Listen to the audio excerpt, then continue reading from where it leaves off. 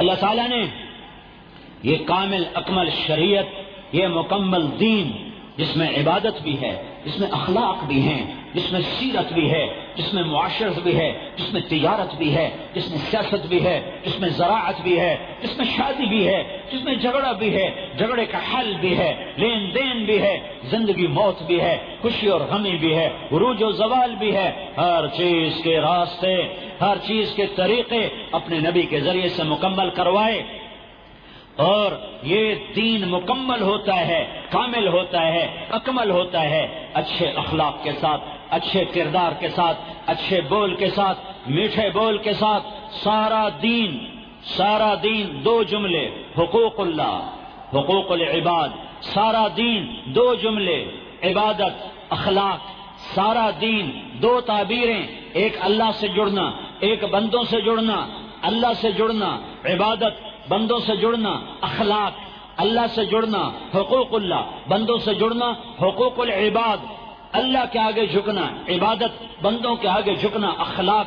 دین عبادت سے شروع ہوتا ہے، اخلاق پہ مکمل ہوتا ہے۔ عبادت اس کی بنیاد ہے، بنی الاسلام علی خمس، اسلام کی بنیاد 5 چیزیں، ان میں نماز سر فہرست ہے، سب سے اعلیٰ درجے کی چیز نماز ہے۔ جب اللہ اکبر کہو تو پھر اللہ کے سوا سب سے کٹ جاؤ، سب سے ٹوٹ جاؤ اور اللہ میں گم ہو جاؤ، اللہ میں گم ہو جاؤ۔ ایسی نماز پڑھو کہ اللہ یاد آ جائے، اللہ یاد آ جائے۔ جب تم میرے پاس ہوتے ہو گویا کوئی دوسرا نہیں ہوتا۔ ہاں، مومن خان مومن سے غالب نے کہا تھا میرا سارا دیوان اپنے نام کر لے اور یہ ایک شعر میرے نام کر دے۔ نماز ایسے پڑھو کہ پھر اور کوئی ہو نہ، پھر اور کوئی ہو نہ۔ نماز ایسے پڑھو کہ اللہ یاد آ جائے، نماز ایسے پڑھو کہ اس کی حلاوت تمہیں بھی محسوس ہو اور دیکھنے والوں کو بھی پتہ چلے کوئی نماز پڑھ رہا ہے، کوئی نماز پڑھ رہا ہے۔ ایسے نماز پڑھو کہ اللہ اکبر تمہیں کاٹ دے ہر چیز سے۔ وجہت وجہی للذی فطر السماوات والارض حنیفا وما انا من المشرکین۔ ایسی نماز ہو جو اللہ سے ایسا ملائے کہ نکلنے کو جی نہ چاہے۔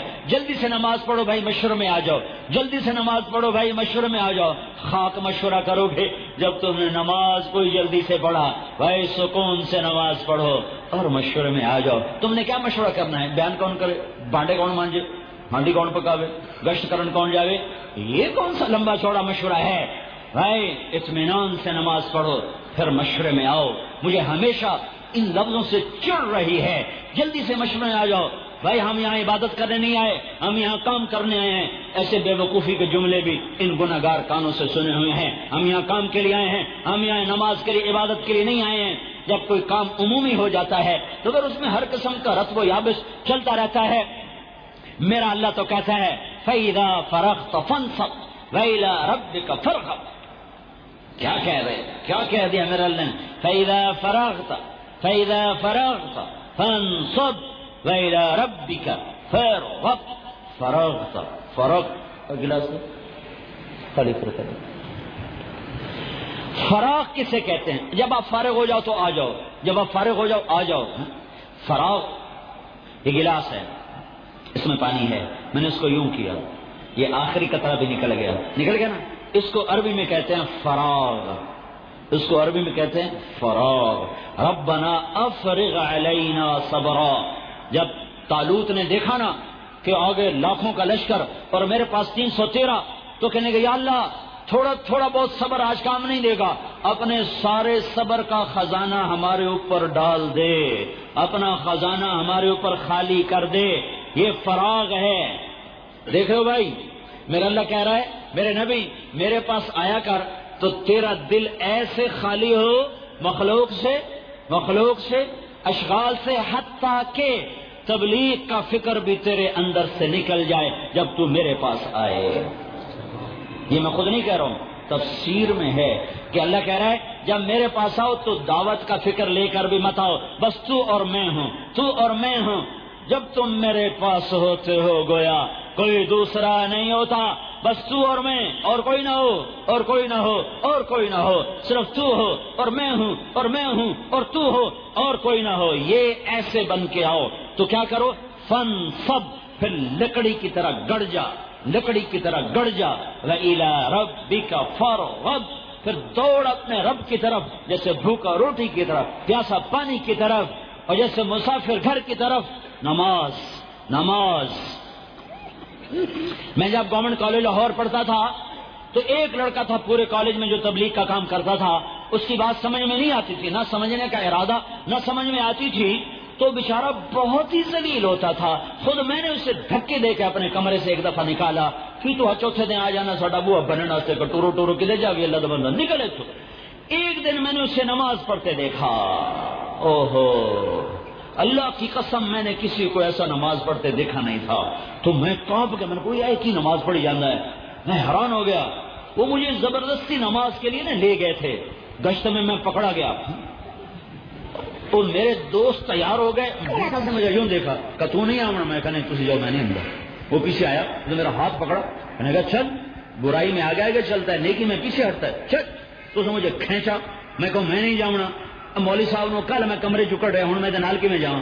وہ متکلم تھا، وہ نعیم الدین اس کا نام تھا، تو اس کو 3 دن پہلے میں نے اپنے کمرے سے نکالا تھا، یہ میں دوسرے دوستوں کے کمرے میں بیٹھا ہوا تھا، تو کھینچا تانی میں ہمیں دیر ہو گئی، وہ آگے چلے گئے، ہم پیچھے پہنچے۔ جب میں مسجد میں داخل ہوا، گورنمنٹ کالج لاہور کی مسجد ضلع کچہری کی طرف جو دیوار ہے اس کے ساتھ وہ مسجد ہے، وہ میں داخل ہوا تو نعیم الدین صاحب نفل پڑھ رہے تھے، یہ سنتیں پڑھ رہے تھے، مجھے نہیں پتا کیا پڑھ رہے تھے، نماز تھی تو مجھے کرنٹ لگا جیسے ننگی تار کسی کو چھو جائے، اوئے یہ کیا کر رہا ہے، یہ کیوں یہ نماز پڑھی اندر، میں تو آج یہ نماز کبھی نہیں دیکھی۔ میں حیران ہو کر میرے اوپر اس کا روب چھا گیا۔ یہ پہلا تاثر تھا میرے اوپر نماز کا۔ یہ سال کی جماعتیں نماز ایسے پڑھتی ہیں جیسے گاہ چھوڑ کے آئے ہوئے ہیں اور پیچھے جا کے گاہ سنبھال لیں۔ مشرے والے نماز ایسے پڑھتے ہیں جیسے پیچھے کوئی لگا ہوا ہے، ہونے نہ ناپ لینا۔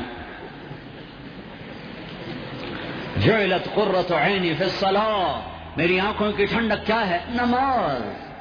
ارحنا یا بلال، بلال اذان دے میرا سینہ ٹھنڈا کر۔ ابو ریحانہ سفر سے واپس آئے، بیوی شوق و انتظار میں، یہ بھی شوق و انتظار میں، عشاء کے بعد اکٹھے ہوئے، کہنے کے 2 نفل پڑھ لوں، پھر بیٹھتے ہیں، رات ساری اپنی ہے، 2 نفل پڑھ لوں، کب پڑھ لو، 2 منٹ کی بات ہے۔ 2 نفل شروع ہوئے اور جو رات ڈھلی اور جو رات ڈھلی اور جو وہ چلی اور جو وہ تھکی کہ 2 رکعات میں فجر کی اذان ہو گئی، ابو ریحانہ کی نماز ختم نہ ہوئی۔ اذان پہ سلام پھیرا تو بیوی نے گلا دیا، ابو ریحانہ میرا کوئی حق نہیں تھا، میرا کوئی حق نہیں تھا۔ کہنے لگے اللہ کی قسم میں بھول گیا۔ کہنے لگے اللہ تجھے جزا دے، کیا کہہ رہا ہے، دیوانے کی بات ہے، خلوت اور کمرہ اور تنہائی، اور کہہ رہا میں بھول گیا۔ ادھر تو چلے میں نالوں دیا ہر موبائل کرنا لگا، کیا حال ہے آج پکایا کیا ہے،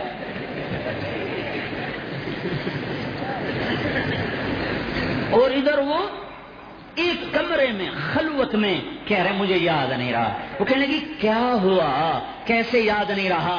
کہنے کہ جب میں نے نماز کی نیت باندھی تو میرے سامنے جنت آ گئی، بس میں سب کچھ بھول گیا، میں جنت میں ہی گم ہو گیا۔ نماز۔ مزید ایسے ویڈیوز کے لیے ہمارا چینل سبسکرائب کیجیے۔